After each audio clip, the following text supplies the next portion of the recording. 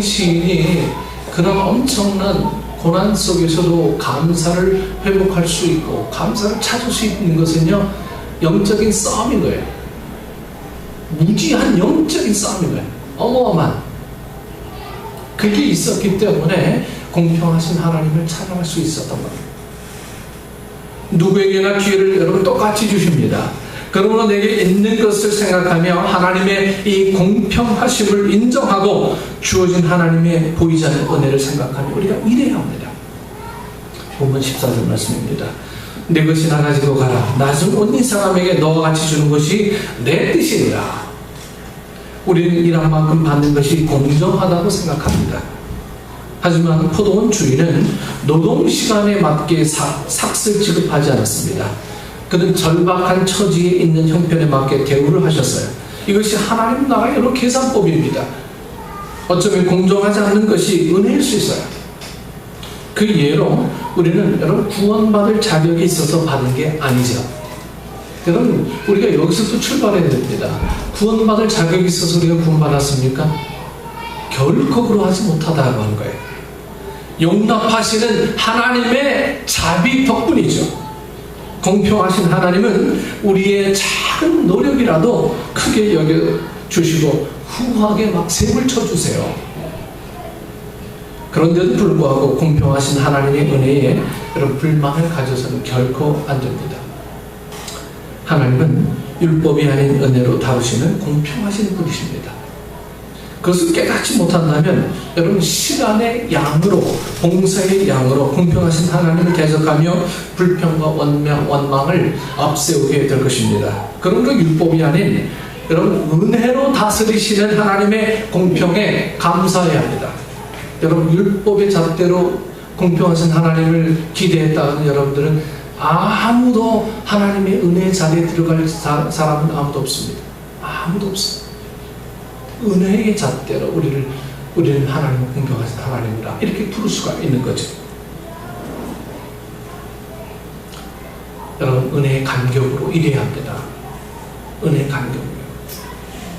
공적과 보상에 익숙하게 되면 여러분 이 의무적 섬김이 되고 일단 결국 싸움판이 되고 말 겁니다. 교회가 막 싸움판이 되고 어지러웠던 이유가 뭔지 아세요? 다 의무로 했기 때문에. 의무로 했기 때문에. 내 보이려고 했던 그 마음 때문에 교회가 다 어려워지게 되는 거예요. 먼저 된 이는 약속대로 삭슬 받고 은혜로 일하게 된 이는 주는 대로 받는 것이 하나님의 계산법입니다. 여러분 천국은 일한 만큼 보상을 요구하는 것이 아니라 주시는 대로 처분하는 대로 주인의 뜻에 맡기는 것입니다. 하나님의 손에 다 맡겨야 합니다. 한번 우리 막내 녀석이 저한테 한번 두둑이 맞은 일이 있어요.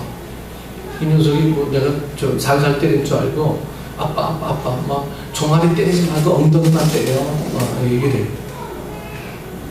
그게 뭐라고 아세요? 이놈아 때리는 사람 마음이지 맞는 사람 마음이냐? 네가 종아리를 맞든 엉덩이를 맞든 뺨을 맞든 때리는 사람의 마음이지. 그래서 때리는 거 잊어버리고 다시 하나님 말씀 가르쳤어요. 은혜가 하나님이 주시는 대로 하는 거예요. 우리가 하나님이 주시는 대로. 네? 그게 하나님 손에 맡겨야 되는 거예요. 봉사는 시간을 많이 했느냐의 양의 문제가 아닙니다. 주어진 일을 감당하는 태도가 중요합니다. 나 같은 사람을 충성되게 여겨 일을 맡기셨다는 태도와 마음을 보십니다. 직분을 받았다면 여러분 억지로 봉사하지 말아야 합니다. 남보다 헌금 더하고 기도 더하는 삶은 귀한 일이죠. 그러나 보이려고 하거나 보상을 요구한다면 어찌 복이 되겠습니까? 은혜로 주시는 삭스에 감사해야 됩니다. 주님 앞에 아깝게 드리는 것도 문제가 되는 거죠. 네, 아깝게 드리는 것. 내 거 다 쓰고 남은 것 이렇게 드리다 보니까 남는 게 없는 거예요. 그러니까 주님 앞에 드릴 것도 없고. 주님은 먼저 모든 것들을 다 빼놓고 그 다음에 내 거 쓰기 원하세요. 그래도 풍성하잖아요. 그래도 풍성하죠. 우리의 자그마한 욕심들이 하나님께서 베푸신 무한한 이 복의 이유들을 자꾸만 소멸시켜요. 우리가 작은 욕심들이. 한 번은 저희 큰 녀석이 11조 때문에 엄마한테 아주 돼지게 혼난 적이 있어요. 저기 좀 경제적으로 좀 어려웠던 때가 있었습니다. 이 녀석이 자기는 집 생각한다고 11조 안 하고 집에다 좀 더 이렇게 하고 안 한 거예요. 엄마가 불러서요. 그때 막 엄청나게 막 야단치는 거예요. 그게 복이 되는 삶이냐? 하나님이 너를 어떻게 인도하셨는데? 눈물 펑펑 쏟고요. 그 다음부터는 이제 11조는 무조건 그냥 먼저 빼고 이제 합니다. 복된 삶이란 것은 바로 먼저 내어놓는 일부터 시작해요. 먼저 내어놓는 일. 그것이 복된 삶이에요. 그 중심을 보는 거죠. 하나님이 뭐 열에 하나 받는다고 뭐 얼마나 기뻐하시겠어요? 양이 중요한 게 아니고 내 헌신이 어디서부터 비롯되었느냐, 그것이 중요한 거예요. 우리는 늘 양을 생각해요. 양보다 우리 마음속에 주님과 교통해서 오는 어떤 그 기쁨들, 감사의 조건들, 이런 것들을 먼저 생각하면 그 예물은요, 뭐 이렇게 하나라고 쳐. 그러나 그 감사의 양은 뭐 9이 되는 거야, 9이. 그래서 온전한 예물이 되는 거죠. 이 토레이 박사가 호주에서 집회를 인도할 때 강단에 이 쪽지가 올라왔습니다. 박사님, 저는 기도 제목이 있습니다.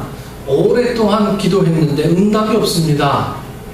3대째 신앙생활을 하고 있으며 25년 동안 교회학교 교사로 봉사했고 20년 동안 장로로 충성을 다했습니다. 그런데 왜 하나님은 내게 내 기도를 들어주시지 않습니까? 이 토레이 박사에게 이렇게 이제 쪽지가 올라왔어요, 강단에. 그때 토레이 박사가 대답합니다. 당신이 그렇게 살았기 때문에 기도 응답을 받지 못한 것입니다. 당신은 지금 예수의 이름으로 기도하는 것이 아니고 당신의 이름으로 기도하고 있습니다. 당신의 공로를 내세우고 기도하고 있습니다. 공로 의식을 버리기 전까지 기도는 절대로 응답되지 않을 것입니다. 여러분, 품삯을 구하지 말고 여러분, 은혜를 구해야 합니다. 자신의 공로를 바라보며 불평하지 말고 하나님이 주신 이 은혜를 통해서 감격으로 일하는 자가 되시기를 원합니다. 여러분, 우리 모습은 어떠합니까? 먼저 된 자로서 불러주신 그 은혜, 이를 맡겨주신 이 은혜, 불에 넘치는 이 공평의 은혜를 베푸신 하나님을 망각하고 원망부터 하는 것 아닙니까? 거기에 먼저 되었는데 나중된 모습을 보이고 있는 것 아닙니까? 나중된 자의 은혜를 여러분 깨달으시기를 바랍니다. 자격을 보지 않고 불러주신 은혜에 여러분 감사해야 합니다. 능력을 보지 않고 일을 맡기신 은혜도 우리가 좀 깨달아야 합니다.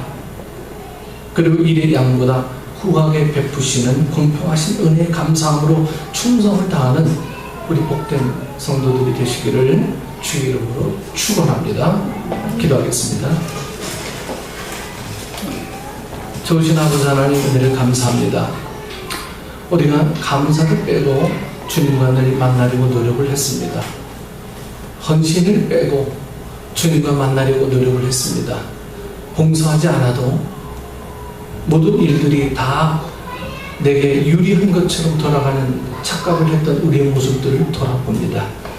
하지만 우리 속에 정말 이러한 마음들이 은혜로 되어지는 일인가를 돌아보게 하시고 은혜로 감당할 수 있는 우리 모든 식구들이 되어질 수 있도록 인도하여 주옵소서. 은혜로 하는 일은 지겹지도 않고 은혜로 하는 일은 의무적이지도 않으며 은혜로 하는 일은 내 마음속에 언제나 늘 싱글벙글 감사의 이유가 넘치는 줄 믿습니다. 은혜로 하는 일은 결코 내 마음을 슬프게 하지 않습니다. 은혜로 하는 일들을 사모하게 하시고 하나님의 은혜로 나를 부르셨으면 늘 감격해 하는 죄를 되어줄 수 있도록 인도하여 주옵소서. 은혜를 베푸시길 원하시는 예수님의 이름으로 기도드리옵나이다. 아멘.